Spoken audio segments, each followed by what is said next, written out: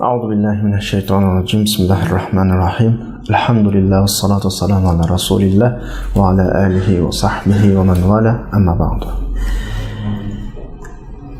Başkalarını özüdün üstün orun koyuş, özüne ikinci orun koyuş, yani şahsiyetçilik kılmaslık, İslam ahlakının zor kısmını egelleydiğen, yüksek dereceye ega bo'lgan bir ahlak. İslam prinsiplerining hem asasi bir terbiye.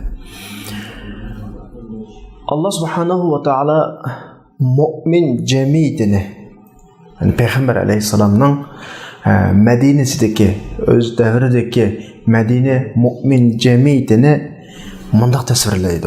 Yani Sure Haşr'ninki 9. ayetinde وَالَّذ۪ينَ تَبَوَّأُوا الدَّارَ وَالْاِيمَانَ مِنْ قَبْلِهِمْ يُحِبُّونَ مَنْ هَاجَرَ إِلَيْهِمْ وَلَا يَجِدُونَ فِي صُدُورِهِمْ حَاجَةً مِمَّا أُوتُوا وَيُؤْثِرُونَ عَلَى أَنفُسِهِمْ وَلَوْ كَانَ بِهِمْ خَصَاصَةٌ وَمَنْ يُوقَ شُحَّ نَفْسِهِ فَأُولَٰئِكَ هُمُ الْمُفْلِحُونَ.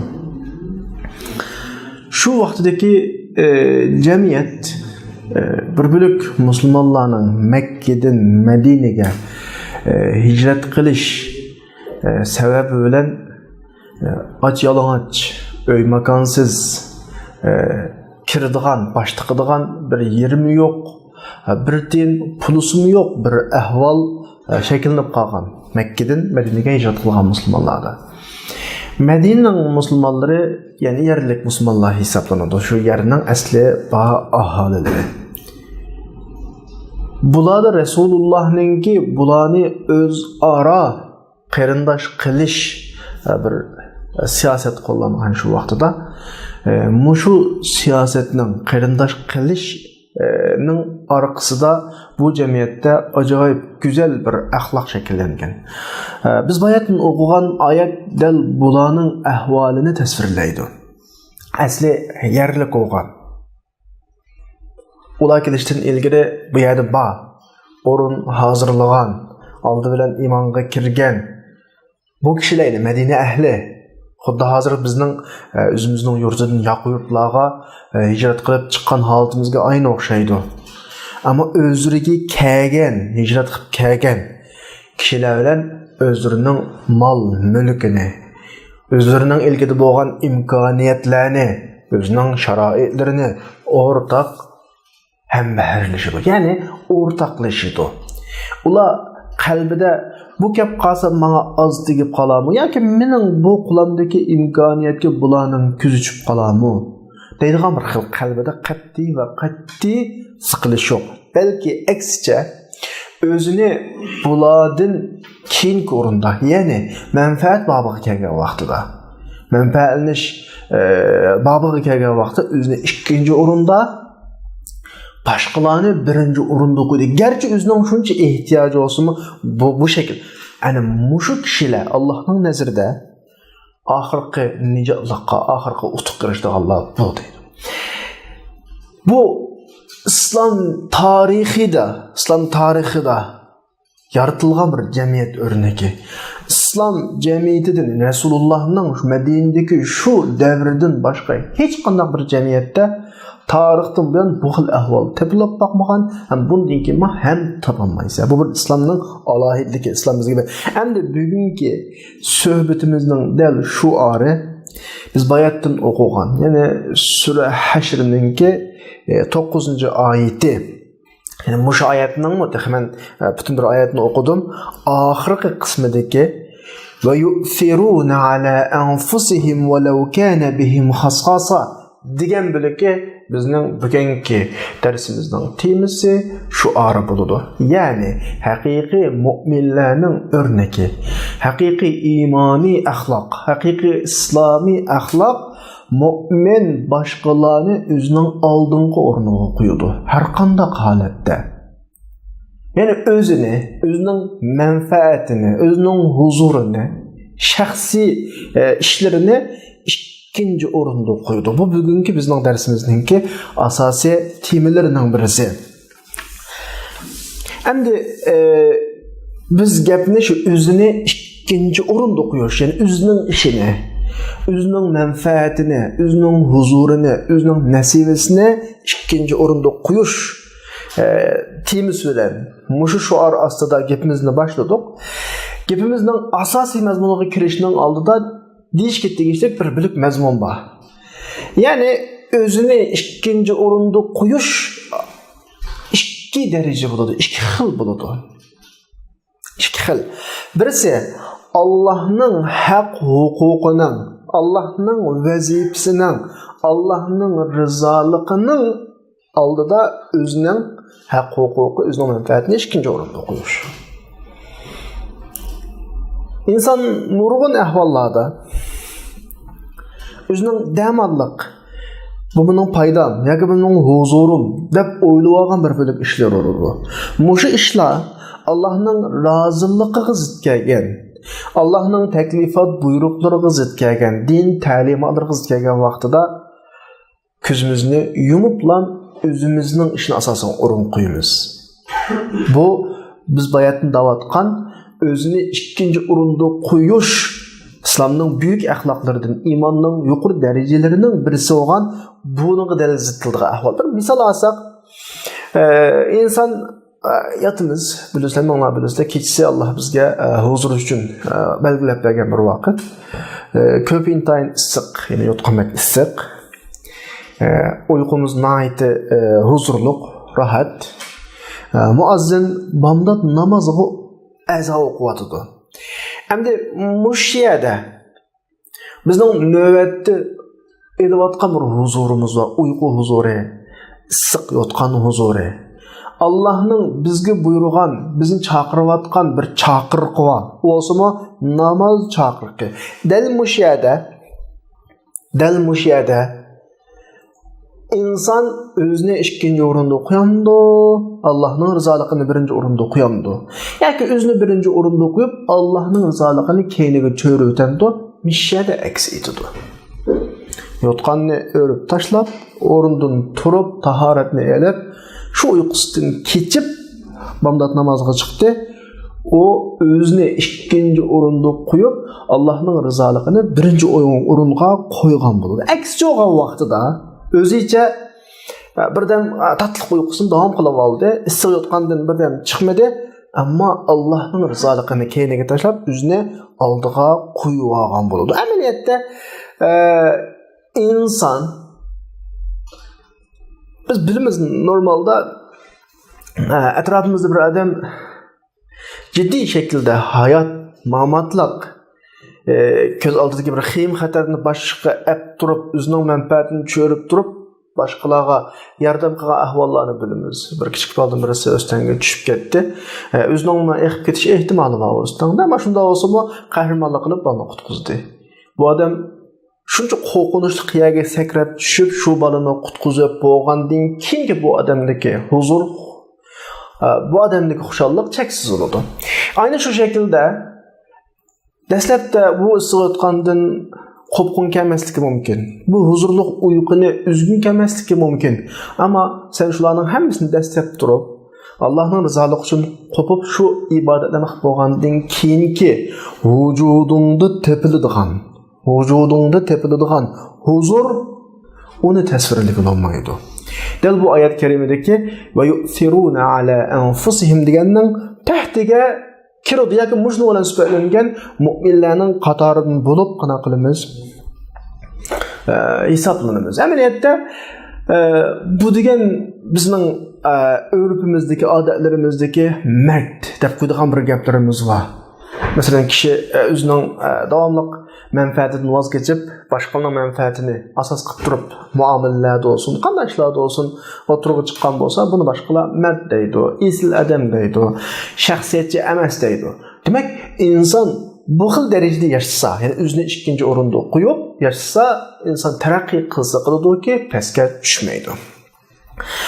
Masalan, sura Tavbaning 24-oyatda bir oyat var. Belki muş oyatmi, muş inson o'zi bilan Allohning rizoligining o'tiridagi bir tanlash masalasi ifodalangan bir oyat bo'lishi mumkin.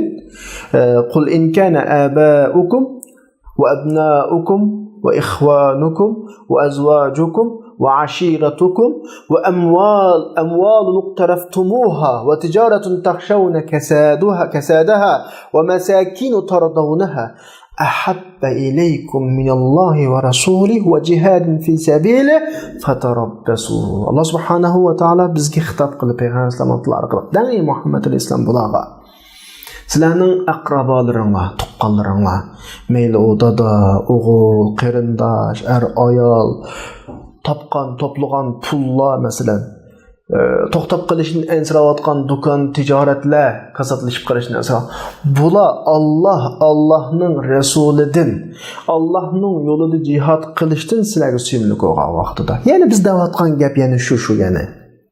Ya'ni sizlar o'zinglarni birinchi o'ringa qo'ysanglar, Allohning yo'lining, Allohning vazifalarining, Allohning ko'rsatgan ta'limlarining oldida taqas gapga zid gap qilgan vaqtida o'zinglarni oldin o'ringa qo'ysanglar, shular ko'zinglarga ko'rinib olsa, bu sizlar sizlar ma yo'lga manggan bo'lsanglar, fatarabbasu, sizlarning ishinglar uzoq. Kutinglar sizlar. Chunki oradagi musofa Alloh bilan bo'lgan musofa yiroqlashgan bo'ladi. U Allohning ustun qimmati o'zidan, o'zini birinchi o'ringa qo'ygan bo'ladi.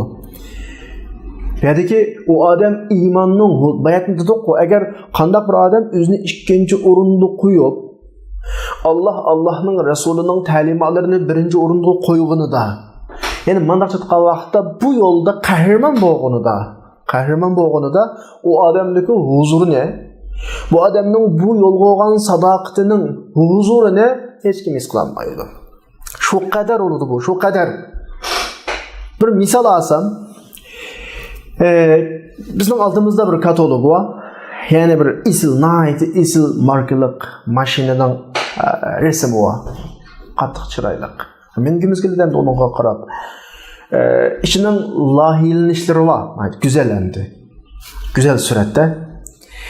Uningga bekitilgan har xil isil sistemlar bor. Nurg'un alohidliklar bor. Zodi uni haydigan odamga huzur bag'ishlaydiganligi aniq turadi. Ammo oldimizdagi u mashina emas, bir daftar.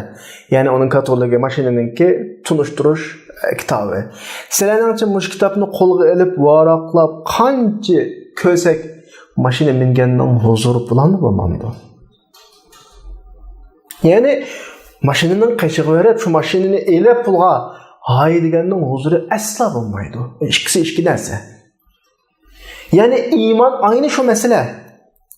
Xuddi mashinaning ichki, tashqi bütün ma'lumotlarini xabar topsangmi huzurini ololmagandek, sen iymonni har qancha tushan, dinning ta'limotlarini har qancha tushan, uning ichiga kirib turib, o'zing qo'l silib turib, iymonning talabi sening vujudingda aks etmasa, uning huzurini sürolmaysan, uning huzurini. O sening dinni tushunib ketganing, iymonning talablarini tushunib ketganing, dinda olim bo'lib ketganing, xuddi mashinaning katalog rasm tunishtirish daftarining oldindagi huzuriga o'xshashlan bir masala. Ya'ni mana biz bu yerda demakchiki, sening din to'g'riliq ma'lumoting, iymon to'g'riliq ma'lumoting, Allohning buyrug'ini, to'sqini haqidagi ma'lumoting asla sana iymonning huzurini bermaydi. Toki sen iymonning ichiga kirib, qo'l silib, iymonning o'ng'umang, so'lg'umang, o'lta, qo'p ta'limotlarining hammasini amaliy hayotingda tatbiqlaganga qadar. Shuningdek payg'ambar alayhisolatu vasallam Anas ibn Malikdan rivoyat qilingan muttafaqun alayhi hadisda 3 turlik ahvolni, ya'ni iymonning huzurini insonga tatadigan 3 turlik ahvolni so'zlab, buning birinchisida Allohning rasuli sana hammadan suyimli bo'lgan vaqtida deb iymonning huzuri borligini, iymonning bir ta'mi borligini da'vatida sal turtaq so'zlaymiz o hadisni inshaalloh. Ammo bu biz demak cho'g'anki uni tetpaqmagan odam bilmaydigan, ichiga kirmaydigan odam bilmaydigan bir huzur va iymonninki. Yana bir misol olsak, masalan, katta bir saroy, bizning Uyg'ur tilimizga boshqa tillardan dachi deb kirdi-ku bu. Isil şu katta sarayning resimleri va bayatın degandek, onun içindeki urullaştırışlar, onun içindeki insan oğuzunu bağışlaydigan her xil yasıdaq yataklar mesela. Onun miman kütüş zali, yatak uye mesela. Onun bağdaki gülleri, kiçik su uzuş kölçeklerden tatıp acayip güzel suretleri de gördüm. Yo, sen anca munca nima tutdi? Muşta öyle yaşasak deydiğen bir xil kızgınlık oldu. Ama onun huzurunu şu öysünün olup, onun içine kirip, şu öyde yaşap bakana kadar resimge qarap turup huzurunu bilemeyse onun. İman aynı şundan nerse. Bu imanın içine kirgenler acayip bir lezzetini tetiydi ki, asla bunu vazgeçemeydi. Bula del şu ayette, biz bayatın okugan ayette Allah subhanahu ve taala tasvirlegen sahabalar aşılaşıyor.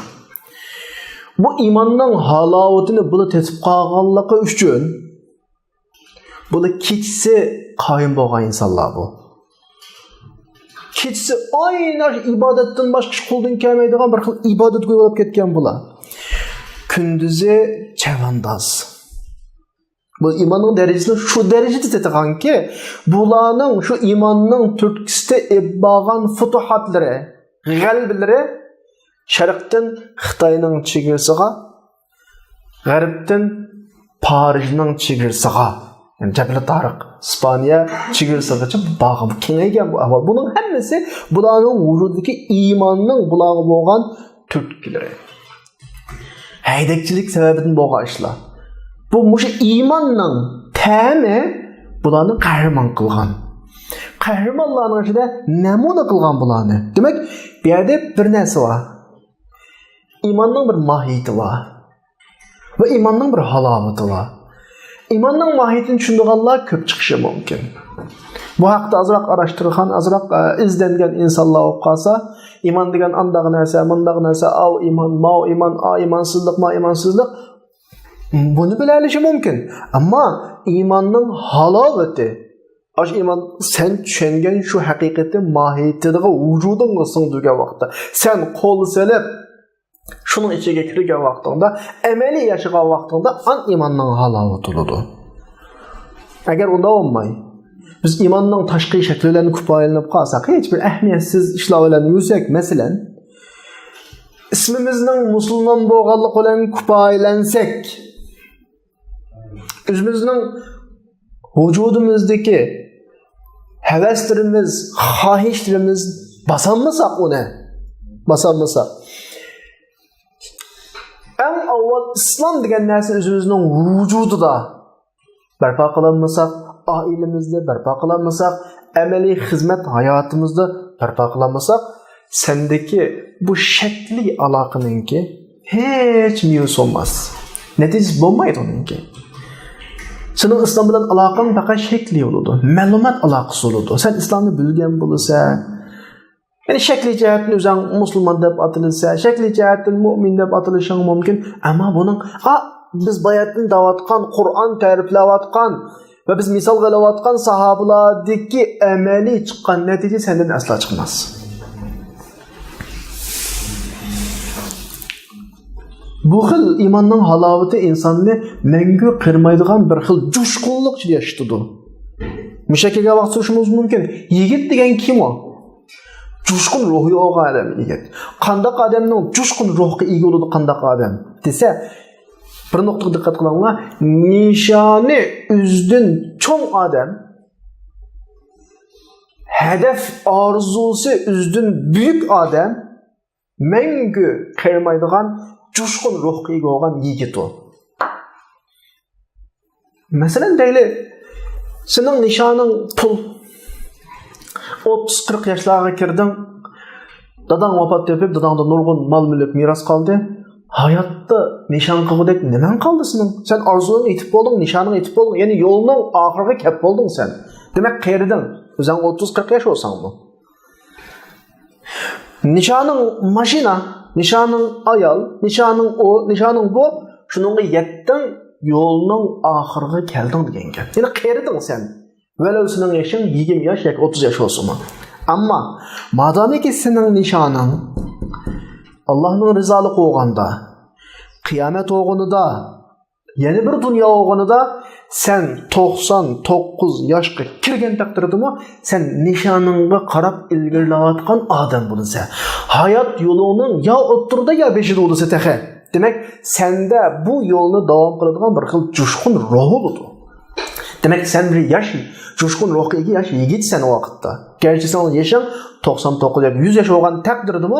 Çünkü senin ruhiyetin üzlüksüz urgup durdu. Nişanınga qarab, nişanına yetiş üçün sen üzlüksüz telpinirsen. Bu nokta, yani biz bayatında vatkan bu xil ideya, yani üzüne ikinci orunda kop koyup turup, özünün nişanı, Allah'ın rızalığı, Allah'ın buyruk taleplerini aldığın orunga koygan adamның ahvalı da, vücudu da, keyfiyatı da körülüdüğün ahval bu. Şunda oğaçqa bu adam, bayatınqı biz tılga alğandak büyük neticeler, büyük meyveler çıkıdı. Bayat bir hadis okuduk. Peygamber aleyhissalatu vesselam hadiste imanның halavetini tilga aldı. Bayatın degendek hadisinin birinci koygan talebi imanның bir adam halavetini tetiş üçün, huzurunu his qilish üçün hadisinin koygan birinci talebi Allah'ın Resulü ondan başka barcha narsalarni suyumli olgan vaqtida. Bu yerda bir inchki nuqtadan birisi var. İşimizga kelgan vaqtda tabiiy suyimiz endi. Biz şu dindar olganlığımız üçün, dinde mangallıqımız üçün işimiz 10 kese, ticaretimiz aksa, hemmesi bizni koyup hukukunu falan dep hürmetlese, o tabii ki biz Allah'ın suyumuz, dinini suyumuz dep qana qılalaymiz, dava qılalaymiz, o iliq mesele. Ama onun hemen azın suyumlik ketkenliginin, suyumlik olganlığının ifadesi nerede ifadını dese, del Allah ve Allah'ın Resuluğa başka narsanın zid kelgen vakitte an bu eksiytidir. Allah'ın Resulü'nün yolundan atanыңdan arış doğru geldi. İşkilenmeyi keçelesen. Hayatыңdan arış doğru geldi. İşkilenmeyi keçelesen. Mal mülkü onu kurban bir doğru geldi. İşkilenmeyi keçelesen. Hatta bazı ondan çok bedelleri türüşün mümkün. İşkilenmeyi keçelesen. Yani özün yaxşı görüdüğün dünyadaki sana ait bütün menfaatlerini ikinci orunda koyup sen birinci orunga Allah'ın Resulü'nün razılığı, talimatı yolunu koyalasan, şu vaxtda iman sana özünün təsirini görüstüdü, sen şu vaxtda imanın huzuru halavetini his qilsa, an şu vaxtda sende iman hakiki özünün neticesine meyveleydi. Şu vaxtda senin kulağından büyük işler çıkıdı. Şeyge bağmayı durup, onda ahval bulmaydı.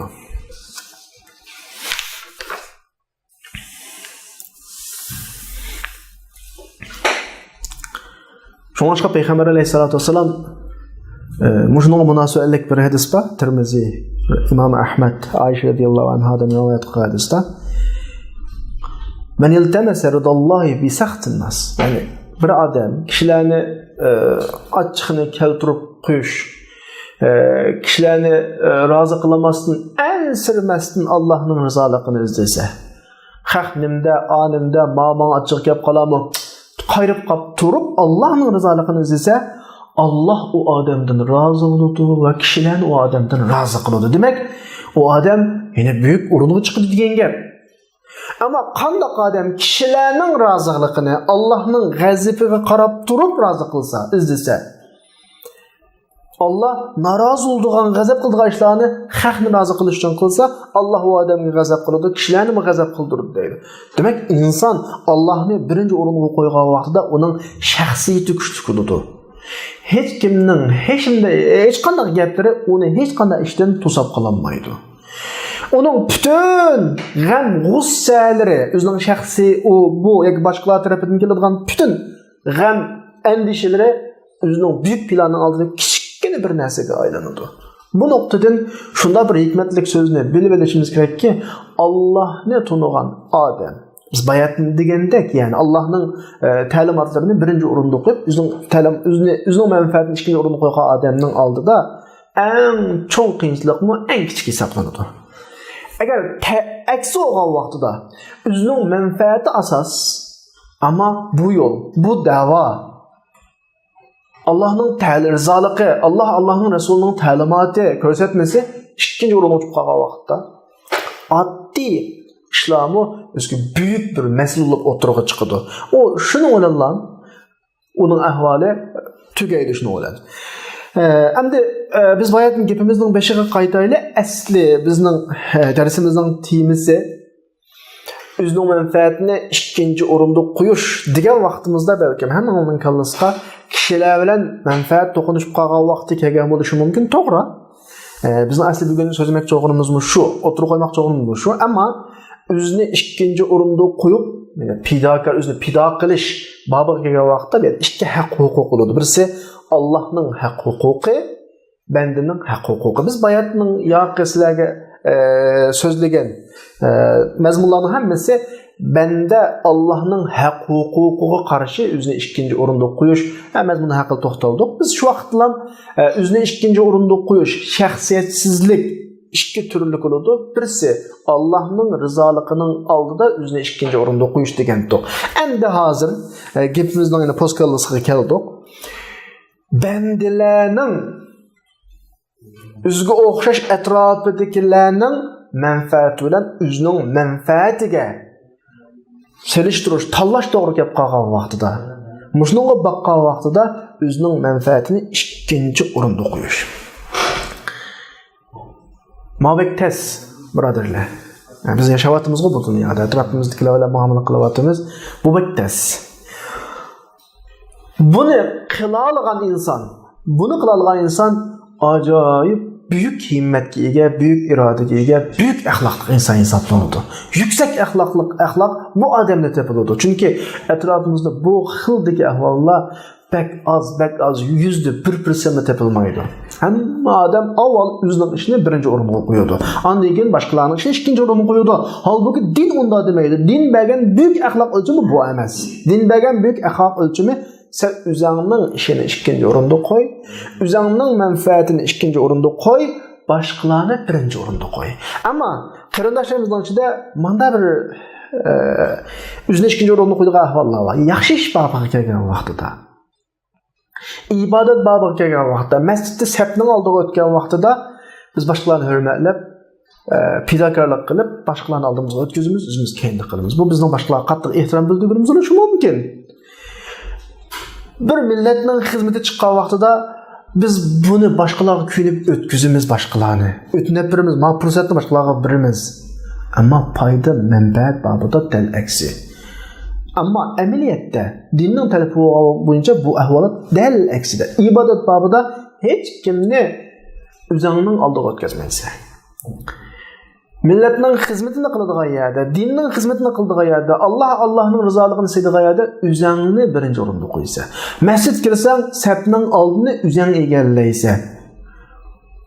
Namozini salom bergandan keyin baltiroq chiqatganli bilamo degandek bir xiyollar keyinda turib boshqalarga o'zingcha bir hurmatlagan shaklga kirib oldiga o'tkazmay, uning oldida o'zing tursa. Ammo masala dunyo masalasi kelgan vaqtida, ya'ni negizlik masala shu. Foyda manfaat masalasi kelgan vaqtda, huquq masalasi kelgan vaqtda atrofimizdagi kishilar bilan buningda Qur'on haqiqiy mu'minlarni sifatlagan sifat va yu'thiruna ala anfusihim walau kana bihim khasasa. Mana bu Alloh sifatlagan sifat. Mu'minning eng yüksek derecesi, İslam ahlakının en yüksek derecesi. Ayetning oxirida va ulaika humul muflihun degan shakldagiligini, ya'ni qiyomat kunisi qutuladiganlarninki, nijot topadiganlarninki sifati bu. Va yu'thiruna ala anfusihim walau kana bihim khassasa. Oyatning oxirida taha normal ahvolda emas, o'zining ehtiyoji bor taqdirdimi boshqalarni o'zining oldiga qo'yish masalasi. Ya'ni Qur'on şu Medine'deki Resulullah'ın devrideki şu cemiyetini başta sıfatlar vardı. Ensarlar kelgen muhacirlarga benim mavminin öyüm, benim mavminin pulum, benim mavminin nesillerim. Kancak alsan al, yerini alsan al. Bu derecede bir görünüş oturuğa çıktı şu vaxtıda. Bu derecede bir ahlak sahipleri oturuğa çıktı. Endi bu kelgan vaqtida biz muhim noktadan birini qistirib o'timiz bu yerda. Buna deganligimiz hammasi cho'qim bir narsa vola, zodi ashta to'g'ri qilish kerak, ammo qarshi tarafga qo'yilgan bir talab bor bu yerda. Onu sahabalarning shu davriga nazar tashlasak ham bilib olamiz. Ansarlar, muhojirlar dediki, bu mening uyim, yerimizning olsun, bu mening melim, yerimizning olsun, bu mening falan narsam, yerimizning olsun dedi. Ammo muhojirlar nima dedi? Hapıla şapıla aç gözlükler bilen aldı mı? Yok. Muhacirlarning bildirgan ifodasi nima desa, barakallohu laka fi malik, Alloh sening mol mulkingga barakat versin. Buni bazani ko'zitib qo'ydi dedi. İki tarafning ajoyib axloq aksidi bu yerda.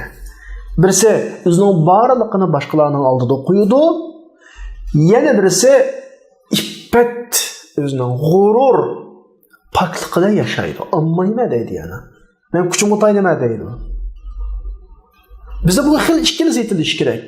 Hamda avlani butunlay o'zidan boshqalarni yuqori ko'zini deb qo'yib, och ko'zliklarcha boshqalarning mol mulkini haqsiz yo'llar bilan egallab olish bu dinning prinsipi xato.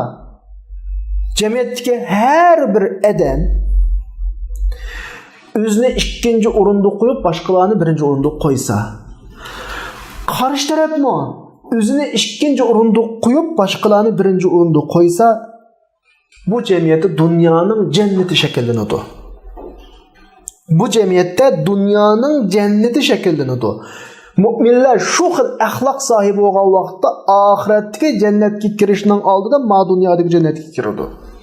Chunki bu jamiyat birisi-birisidan hech nimasini ayirmaydigan mustahkam bir jamiyatga aylanadi.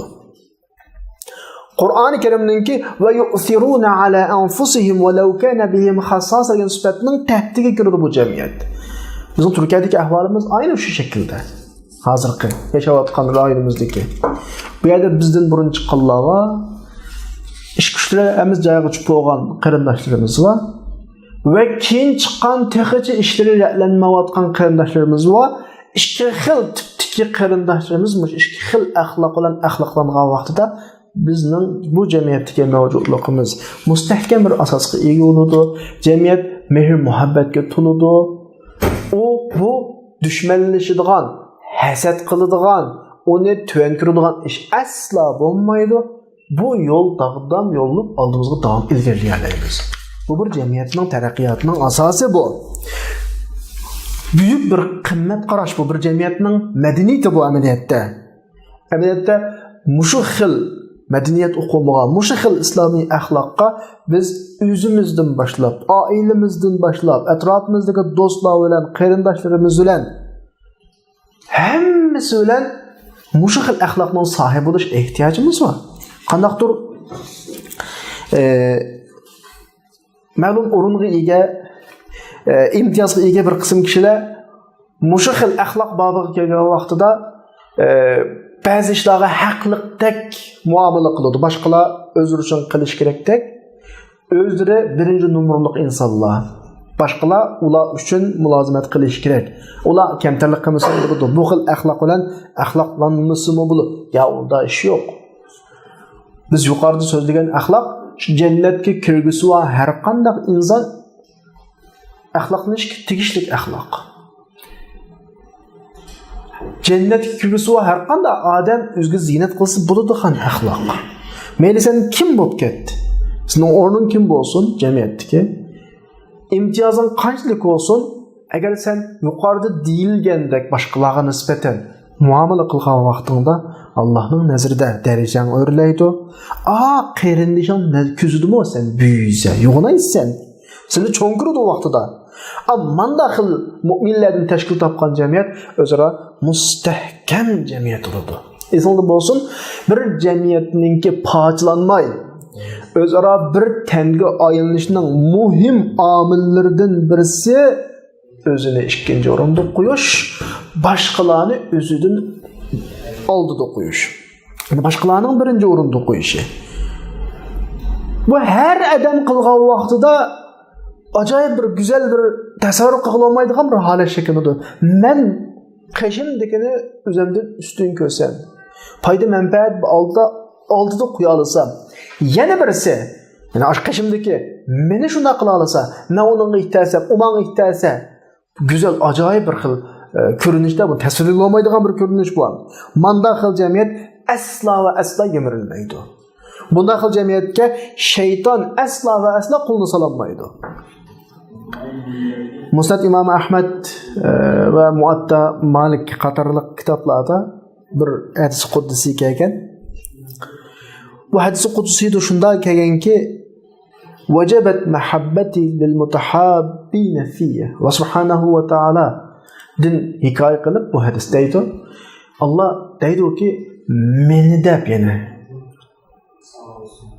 o'zaro mehr muhabbatlik bo'lganlar, do'stlashganlarni men yaxshi ko'rmadim deydi Alloh subhanahu va taolo.